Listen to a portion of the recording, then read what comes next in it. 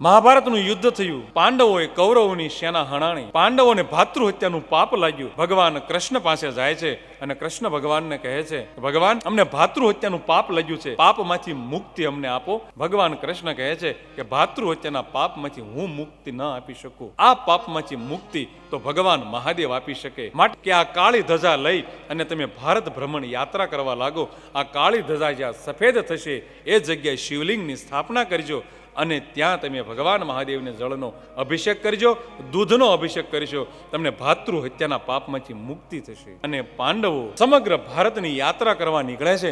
એમ યાત્રા કરતા કરતા ધીરે ધીરે ભાવનગર પ્રદેશમાં કોળિયાકની બાજુમાં સમુદ્રને કિનારે પધારે છે. જ્યાં સમુદ્રને કિનારે પધાર્યા એ જ સમયે કાળી ધજા સફેદ થઈ અને એ જ જગ્યાએ પાંડવોએ શિવલિંગની સ્થાપના કરી અને ત્યાં દૂધનો અભિષેક કર્યો, જળનો અભિષેક કર્યો. એના જીવનમાં લાગેલું પાપ કલંક મુક્ત થયા અને એ શિવલિંગનું નામ આપવામાં આવ્યું નિષ્કલંક મહાદેવ.